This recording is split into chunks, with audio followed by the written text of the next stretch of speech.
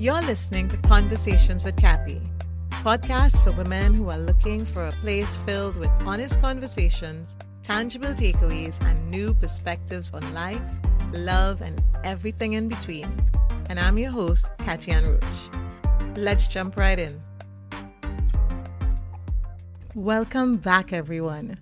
There is so much I want to say about this week's episode, but I think that it speaks for itself. Issues of domestic violence continue to plague us as a society, and women continue to lose their lives. There is no easy answer, no easy fix. Yet it is my hope that if you are in such a situation, this episode will help you or even encourage you to start putting things in place to regain your life.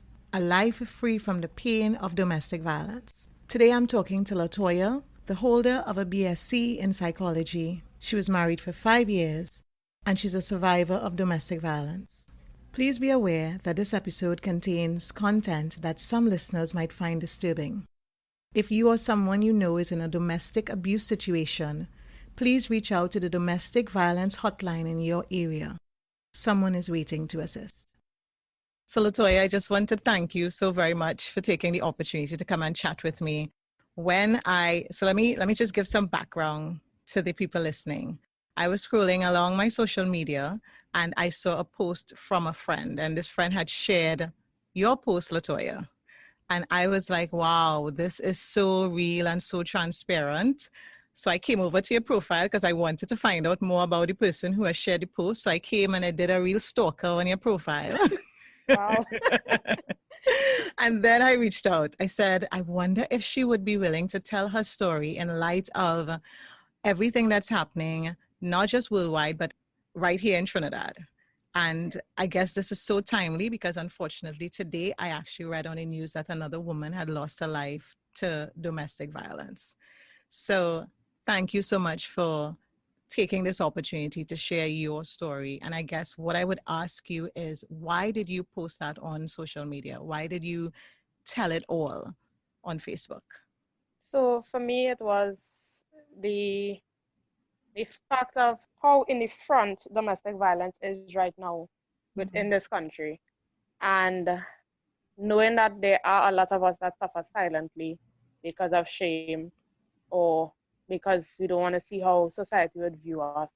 Mm-hmm. So we keep it on the down low. We post the nice pictures. We post a lie on social media for everyone to see. Yeah. And I just wanted to be that person that came out and at least reach one person. That was my goal, just to reach one person, one female, that it will give her some kind of hope that she too could come out, she too can step out of that relationship, whether it's marriage or just a common law relationship. She could step out and still have her life, still be alive, still get to tell her story if she chooses to, or still be like a pillar of light for somebody else.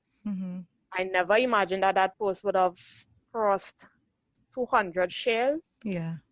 I never imagined so much of people would have reached out to me since then, including a male. And it has been a real humbling experience to know that my story could have impacted so many people, because in reality, so much of people are suffering silently.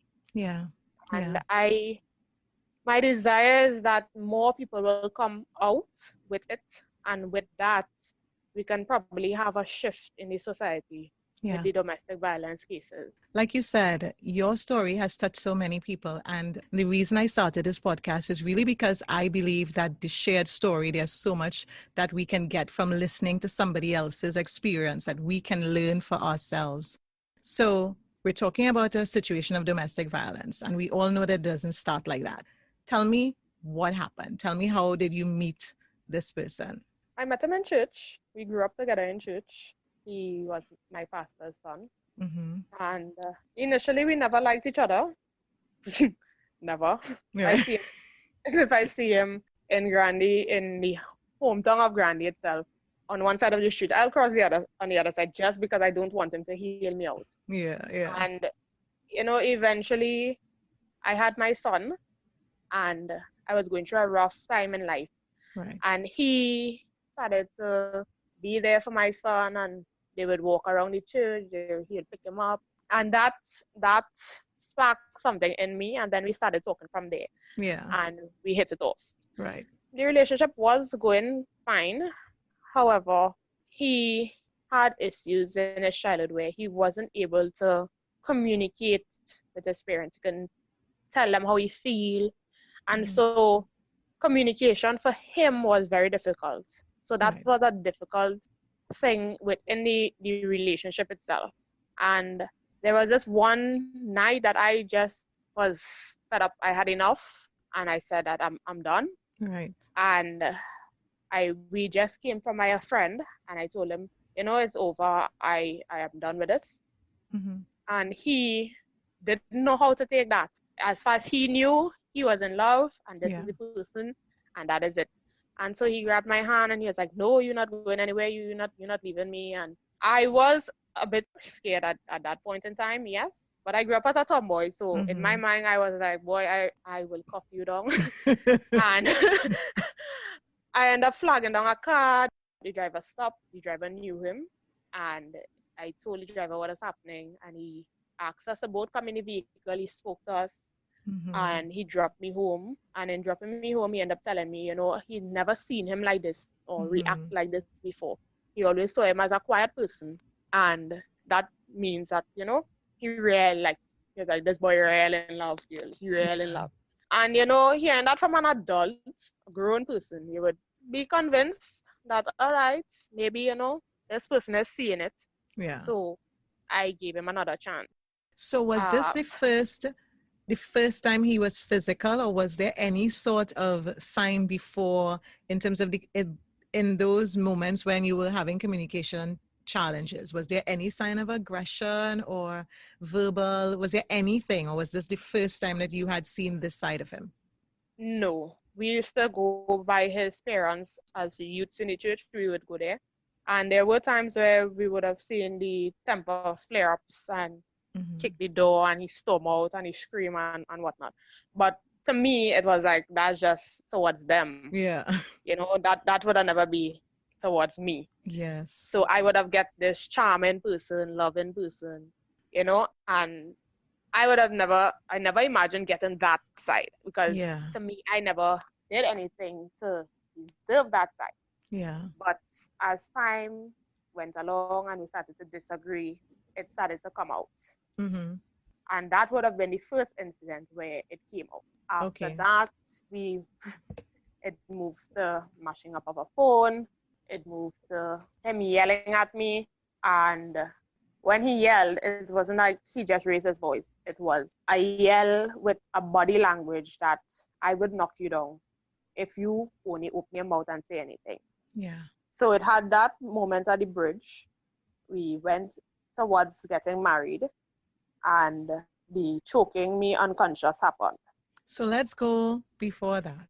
So you've had this incident at the bridge. You take this taxi, and the taxi driver says, okay, you're both young. I know this guy. He is calm. He's cool. The way he's acting is a little out of character, and that must be because he cares so much about you. You take that to heart and you say, well, okay, let me give him a second chance. Between this moment, I guess I would assume that you're still dealing with a little bit of the personality, but you are repositioning it in terms of, okay, well, maybe, I don't know, I need to understand him. I don't know where you're positioning it. So you need to tell me where you position that to move to the point that now you're getting married. Now that I look back at the relationship, I would say that my abandonment issues with my father would have driven this relationship. So today actually is his birthday and my father's birthday as well. Okay. As you could see, it's my father's birthday as well. Yeah. So because I didn't grow up with my father and I always wanted that fatherly love and, somebody that I can turn to, I looked for that type of love in him. Right. As wrong as it is. Yeah. And when that person told me that he loved me, I said to myself, well, okay, this is love, as well as I can possibly get that void that I have within my heart that I'm looking for. I could possibly get that with him as well. So I started trying to understand him, even his silence. I would try to understand where his mind is at, what he's thinking. Then I'll bring it across as, is this what you're thinking? And then he would probably say yes or no. Yeah. So I went through that process for about a year and a half. Mm-hmm. And then we went to the mall and we were just browsing. We ended up looking at rings. And at that point, we were like, well, okay, we're going to get married. Right. Started looking at apartments. We got an apartment. Everything was running smooth. So you're getting married. What caused that incident that you ended up bruised on your It wedding was, day? I think it was a week or 2 weeks before the wedding. Okay. So my co-workers at the time, they would have said that they're putting up together to get us a fridge. And my mother would have said she's going to give us a living room set Okay. as a wedding gift. And as I rightfully said, as a wedding gift Mm-hmm. to him, because we had started renting the apartment, I paid for it so that we would have secured the apartment. He would have gone into the apartment at that point in time. Okay. But because these gifts were wedding gifts, they were not given before the wedding. Right. So he got upset that they didn't give the gifts before the wedding. Wow. And that he's living in the apartment and he doesn't have these stuff in the apartment. And if I was in the apartment, they would have given it. Right. So that was the mindset he was going with. And I had to tell him, well, I cannot tell anybody to give me the gift before the wedding if it's a wedding gift. Mm-hmm. And in having that discussion with him there, he got enraged because to him, I not understand what he's saying and I don't care about him because he have a cooler box in the apartment when he could have a fridge and whatnot and whatnot. And he picked up the key to leave. But where the apartment was, if he had left at that point in time, I had no means of reaching back home. Yeah. So I blocked him from leaving and I told him, well, we need to speak about this and you're not leaving me here. And he started to yell, move. And I was like, I would move. However, you're not leaving me here. Mm-hmm. And at that point, in the blink of an eye, I was jacked on a wall with him choking. Wow. And I was mainly focused on trying to get his hands off my neck. Mm-hmm. And before I knew it, I was just seeing black. Wow. And I felt as though I was traveling. And his hand felt so cold on my neck. And with that, it was that experience. I am convinced I died for a few seconds. Wow. Because I felt a gush coming back into my body. And then my mouth, my eyes, everything opened and I took a deep breath. Wow. And that is when I realized I'm on the floor. He's over me. He put his hand on my neck and then placed his hand by my nose. That's what I felt when I came gushing back. I started crying immediately. My son was there. He was about 2.5 or 3. He was crying. He was crying. Daddy killed mommy. He was bawling. Yeah. And I called his parents and they came and they took me and they dropped me home by my mother. And I sat outside. My son ran inside. He ran inside and he said, Granny, Daddy killed mommy. Daddy killed mommy. Oh. And she ran out. I will never forget that facial expression. She came, what happened? And I was just crying. I couldn't say what happened. The mark was there on my neck. And his parents called the next day to have a meeting with us. They brought the scriptures and whatnot and whatever. And then, there's like pray and the devil this and that and whatever is the case. And I just did not take that second red flag. From what I'm hearing, the people who surrounded the both of you, they too didn't see this as an issue. And I can understand why, coming from a bit of a Christian background myself and knowing the whole theory of we will pray about it or we will pray it out. Yes. Or it's not your fault, it's the devil, it's the let's get it out. When definitely there is more that needs to be done, more that needs to be looked at other than to simply pray about this situation. Yeah. So it's to some extent they were enabling and continuing to keep you in a cycle of staying right where you are. So here you are now, this has happened, but yet you're still getting married. because, like I mentioned to you, I was talking to a friend about having this interview, and people think, well, something like as drastic as this has happened, and somebody on the outside will be, well, if it was me, I gone. I was not staying there. Yeah. But the reality of is when you're in it, there's a lot of confusion because this is somebody that you love. This is somebody that you also Yeah. think is in love with you. And then you've made all the plans. You've invited everybody. You've got the dress. You've set the Yeah. date. You've paid for the place. Just this morning, I was telling somebody that. Yeah. It's like you're on the top of a The slide. photographers, the Yeah, plays, the food, exactly. the Yeah. Somebody, yeah, it's like you're on the top of a slide and somebody has pushed you down and you're already in momentum. It's very, very difficult to stop at this time. So although there may be a little voice in the back yeah, of your head, you're probably thinking it's going to get better. Were you thinking it was going to get better? yeah. I So, was thinking it was going to get better. so now you're married. I was. So now you're married. You've had to cover up the marks with makeup on the wedding day. And now you are married. Yeah. And we know, because we're sitting here having this conversation, it didn't get better. What was really a It did turning not. point for Definitely you? didn't. What was really a turning point for you that said, okay, this isn't getting better? It's either escalating, it's getting worse. I need to make a change. What was that moment for you? That would have been a moment where he left the house. Now, within the marriage, we would have probably been to about 5 apartments, and each apartment would have had some form of violence within it. There was one particular apartment where he mashed up the entire apartment, everything that belonged to me and was gifted to me, as well as the apartment itself, Oh, to the extent where CID came to take pictures. the police came, yes. And, they told me if I was home, I would have been dead based on the damages that happened. And I mean, at that point, I should have left because that was definitely the point where everybody was like, this is not it. 3 months later, I was back again in the Why? next apartment. Why? Why did you not leave? So I would have gone back home by my mother with my stuff, and it would have had her place cluttered. So obviously, I have to find a place that I sell my stuff, which I wasn't going to do, or find a place to live. And I decided, okay, I'll find a place. And in finding that place and going to that place, I became lonely. I missed companionship. I missed having somebody there to just talk about my day.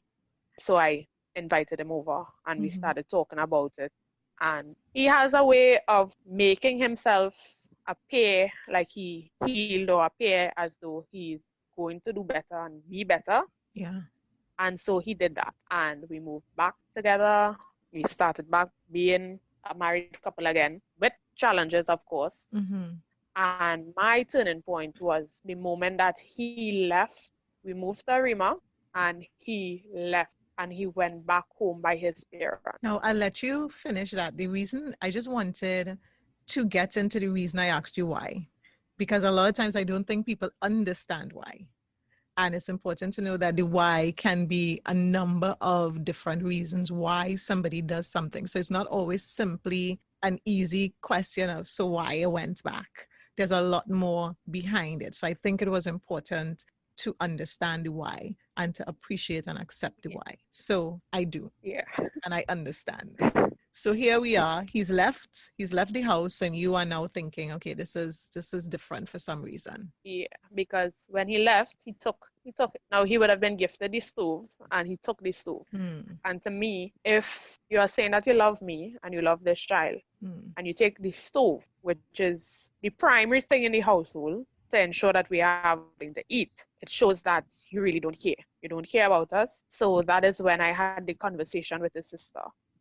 And she came out, she was like, I'm not speaking to you from the standpoint of being his sister. I'm speaking to you as a woman to a woman. Woman to woman, we need to stand for each other. Woman to woman, we need to be there and let each other know about these men.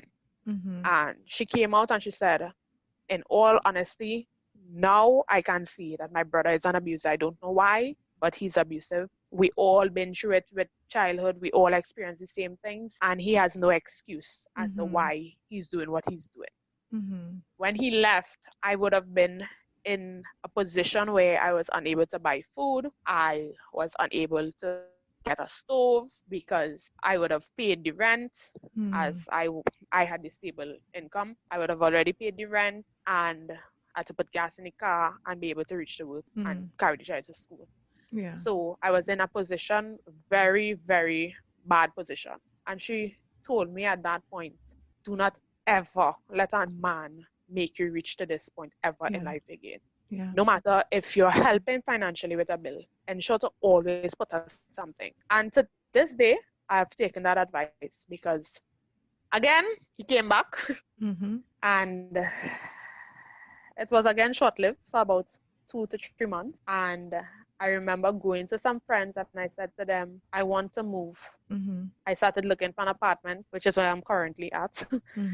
And I went to when I met the landlord and I spoke to them and they were like, how soon? I said, I'm looking at soon. Yeah. So they said, sure, no problem, we'll have it ready. So I had 2 days to gather this down payment and first month's rent. And I went to those friends and I was like, I want to move. It was during the week. I said, when he goes to work, I want you all come as soon as he goes to work. And I just need help to get everything out the apartment. Yeah. I would not have stayed home that weekend. When I reached home the Monday, he was gone. He had already taken everything and he left. Wow. So with that, I just started packing. I don't know if he smelled a rat. I don't know. That you sensed something was happening. Yeah. I just started packing everything and they came and they moved me. And on that particular day, I remember saying, I don't even have the rest of the money for this rent, but I need to move because I don't want him to feel that he could just come back and whatever. And I contacted that landlord and they were like, yeah, we already left the key in the door for you. Closing the thing. You just go ahead whenever you could pay, you pay. And at that moment, I literally started to cry and just give God praise because it was a way out. And of course, after a few months, about 4, we started back talking and then I brought him here. By this time, how long have you been married? That would have been approaching 4 years. So this is 4 years of ups and downs. So here we are. We've broken up. We've made back up. We've broken up, and this time we've broken up again for sure. I've moved. I've packed up. Whatever. Oh, yes. But yet and he is back. That you don't know. But yet you bring him back. Did you ever take a moment to think about, like, I know you said it was your issues with your father and not having him in your life. But during that time, did you ever stop to think about why you were allowing the cycle because of your dad not being around? I definitely did not start to think about why I'm allowing the cycle. I would say yes, it's had a lot to do with my father, a lot. Like, that was my deepest hurt. And growing up, I never really, although I had my stepfather there, he wasn't really anything to me. So I never really had that father figure. And even though my brother was around, I never really had that brotherly, sisterly love kind of thing. Well, I mean, now I have it with him. But growing up, we used to always fight with each other. Yeah. So I basically grew up with just me trying to figure out life. Yeah. So I'm not sure why I let that cycle go on for so long. I think it also has to do with the amount of church people that were around. And, you know, it's the devil, and you have to pray and cover your marriage and seal this. Divorce would have been very taboo, right? Oh, whew. Divorce was so taboo. Oh, you're not supposed to divorce and this and that. I mean, even when that last incident happened, they were like, don't divorce, let him divorce you, this, that. And I was not going to wait for him to pay it for any divorce because I know if I had to wait for that, I would be married legally to this man for years while he's living his life and doing his do. And I wanted to break all ties. I didn't want anything. I just wanted to break all ties. Yet she kept going back. Although she was worried about what her friends would say, knowing how much they had helped her in the past, she just couldn't seem to stop the cycle. The abuse continued, and she felt very much alone. He would have been back by his parents. I would have been here by myself. Life would have started to blossom for me, as they say. Things started to live up. I fought back myself financially. I was heading towards getting my master's, and back he came. So let me ask you 2 quick questions. Did you sometimes feel Because initially you said, I felt like I was a tomboy and I could fight you. So did you sometimes not recognize yourself as being in an abusive relationship because you felt as though you had a voice and you were a strong woman, so you could sometimes answer back and you could respond. So did you not feel like a victim of abuse because you were quote unquote loud or able to answer back or able to have a voice or able to talk? So it became as though we're fighting other than I am being abused. Yes, definitely. Definitely. And you just said, okay, I'm finishing my master's. And this is another stereotype that sometimes you think that an educated woman, a woman who knows stuff, a woman who can stand on her own 2 feet are not victims of abuse. And we know that that is not the case, that abuse happens to everyone and abuse can happen to every woman. So here you are, COVID has happened. There's been a little bit of space between you. Things are looking up for you in your life. What is this turning point for you that you are breaking the cycle of not going back? I thought I was heading to that turning point of breaking the cycle, and then I am going to be very raw and honest right now. I wanted sex, and I am not the type of woman that would go and have sex with any and everybody. And like, there are male friends that I can call or message and they would come running. But I am not that type of person. So I am in a marriage, we are separated, but I would still value that I'm in a marriage. So I contacted him and told him I want sex. And he was like, no. And I was like, listen, I don't care what you do with your life. All I want right now is sex. That's all. I don't want anything else from you. And he came, and then he was back here. Yeah. And when he came back, we were talking about marriage and life and, how we made it this far. And we never would have believed that we'd have made it past year 3. And I assisted him in starting up a business. So he's an AC technician. And I would have assisted him in getting the supplies of the units so that he can carry to the customers. And showing him how to get the down payment before. So you were helping him. You were helping him organize his business, right? And in helping him, I would have bought 1 or 2 units so that when he goes to install it, he just give me back the money. I put it back on my credit card. And for 2 units in particular, he decided he's not putting back the money on the credit card. He kept saying he'll pay, but my credit rating is getting messed up. And I am somebody, if I borrow money from you, I'm going to pay you back as soon as I get the money. Even though my mother doesn't believe that, but I mean, she's my mother. Yes. But that is who I am. If I borrow money from somebody, I'll pay them back as soon as possible. And so that's where me and him started to have a big conflict. And that is what created the last incident. So he would have been owing me the money on the credit card because he was owing a supplier and they were going to bring the bailiff for him. And technically by marriage, if he cannot pay, his media will come forth. Correct. So I said, okay. His mother asked him if I use my credit card, if she'll be able to pay it back after whatever, if I'll be willing. And I was like, okay, no problem. Once I know she's paying back, I know for sure I'm getting the money. So I went with him to the supplier. He had the cash, some cash that she gave him, and I told him, just take out the balance on my credit card. Right. Then he took out the full amount on my credit card and said that he'll just give me the balance when he stopped by the ATM. When he went to the ATM, so he left Central and went to Sandy Grandy's ATM, and the ATMs had no money. And that was a Friday. So I said, well, okay, the money will come in on the Monday. So Monday, give me my money. The Monday came, and he did not bring the money. He gave me the card, and he was like, you go. And I was like, why? Let me just go together. And he was like, no, you go. When I went to the ATM, it had no money. It literally had like $200 or $400. And I was like, what you do with the money? Like, where's my money? And he was like, he bought something.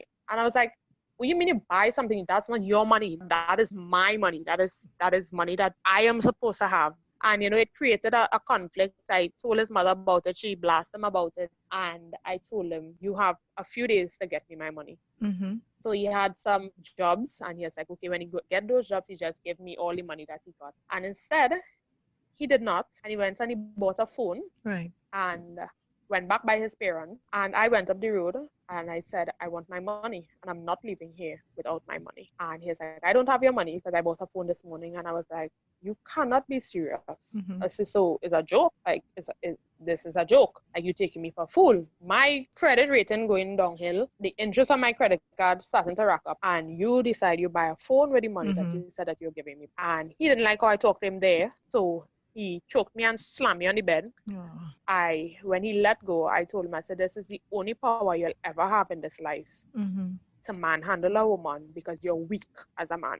And I was getting up to take my stuff because I had stuff by his mother. And I was getting up to take my stuff. And apparently those words pierced his heart. So he pulled me back, pinned me under him. He is a green belt in karate. So he pinned me under him and he started to cuff me repeatedly. And while he's doing that, I'm hearing my child bawling, and there is no way for me to get out of that pin. I tried all how. I tried even trying to grab him, couldn't get out of the pin. And the more I tried, the more the blows came. And I would have felt my lip going in completely, and I literally thought that my whole lip would have burst, like a cleft lip. I thought that was the case for me. And his father heard the cry. His father came home and heard the cries of my son and ran in. And when he pulled the curtain, he saw, and he would have gotten on the bed to get him off.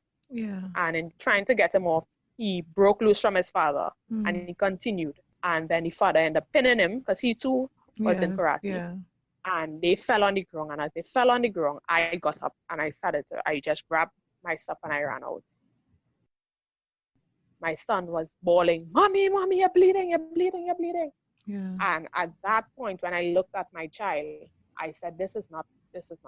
This is not the life. I cannot continue like this. I'm done. And right there, I knew in my heart, in my soul, everything was done. I had to go back for my car key, and the mother gave me the car key while she was quarreling with him, asking him. I heard her asking him if this is the way, and he said he don't care. All a woman feel that all a run things. I grabbed the key and I jumped in the vehicle and I went straight to the San Grande police station. By the time I walked up that step, well, thank God for the mask to begin with. So that persons didn't realize what I was coming with. And by the time I reached up the step into the station, they have the plastic. The glass, right? So in the glass, I would have seen his reflection behind me. On the road, I would not have seen him driving behind me. I would nothing. But as soon as I reached into the station, he was behind me. And I just removed part of the mask, and they would have seen the blood dripping coming down. And they said, assault. I said, yeah, shake my head. And then the officer watched me like, why are you looking like that? And I gave him the eyes that the person is behind. He said, are you pressing charges? I said, yes. And he told them to come in the station. And they tried to take the reports, but I was in too much of pain. So they sent me to the hospital. And then the officers of the gender-based unit came and stayed with me for the time. And when they went home to question his parents, they lied. To me, when they came back to the hospital to tell me what they said and to ask if it was true, I, at that point, felt as though better I had been dead. Because now I'm faced with, I don't know what's happening with my mouth. I don't know if I'm losing a tooth. I don't know what's happening. I don't know if I need stitches. I don't know if my gum bursts. And my child is in a state, he's there with me. And then I would have thought that, yes, it's your child, but I thought that they would have at least spoken the truth.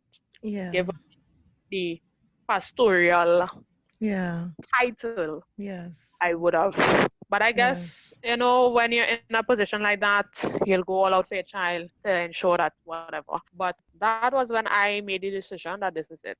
And I pressed the charges. And unfortunately for me, and what most women in these situations are faced with, is a failing justice system. A justice system that is basically set up to assist the abusers rather than the victim. That is really a sad testament, and I think it is an issue that sometimes women face all over the world, Yeah. that they're not supported, like you say, by the justice system, and you Yeah. kind of stand alone. But I think the success or the takeaway from your story is that you are here. Yeah. And I know that we're talking COVID, so this is still fresh. It would be remiss of me to ask, why wouldn't you go back again? This is still fresh. You've been here before. What do you think is different this time? The drawing of my blood. Right. That made me realize the extent that he would go. Yeah. And seeing the expression on his face and seeing the force in which he used to ensure that blood was drawn. Yeah. With those blows, because I would have been watching how he would have rocked back that arm to bring it forward. Yeah. And to me, going back would mean I'm ready to die. Yeah. Going back would mean I don't value my life, I don't value myself, I don't value my son's life, and that isn't it. So what would you tell a woman who is going through a similar situation? She may be at different stages. She may be just getting in, or she may be in a space where she is like you, the abuse is happening now, and she's afraid. What would you tell her? Run. Saying run sounds so, you expect that somebody will tell you run. But I'd say run. Like, get out. Try your best to get out while you can, because staying in the position for it to get deeper makes it harder to come out. And you don't want to reach in a position where the abuser saying to you is either I kill you or nobody can have you. So if it is you're in a position where you can come out before he reaches that, get out.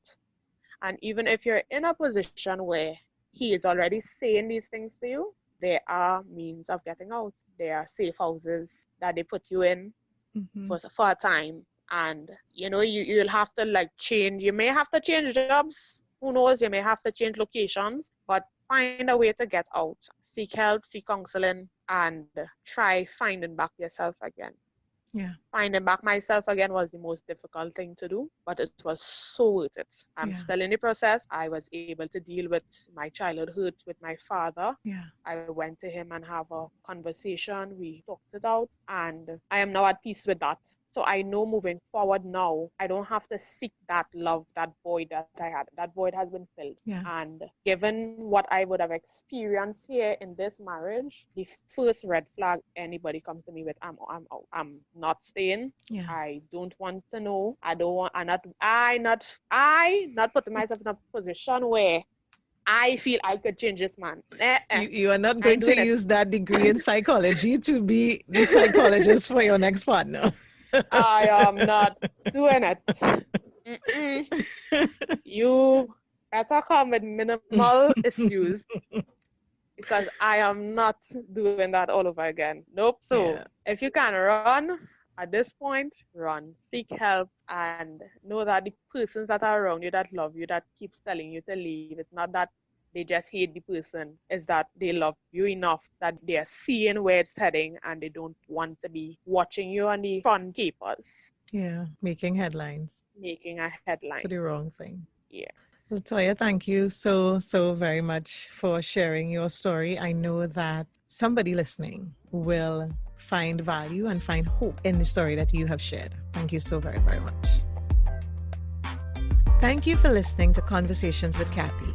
If you like the show, be sure to subscribe, rate, and review. It helps others just like you to find the show. And if you want to connect with me, you can find me on Twitter and Instagram as Katyan Roach, or in my Facebook group, Conversations with Kathy, where we connect live, discuss the episodes, and share tips for improving our lives. So until next time.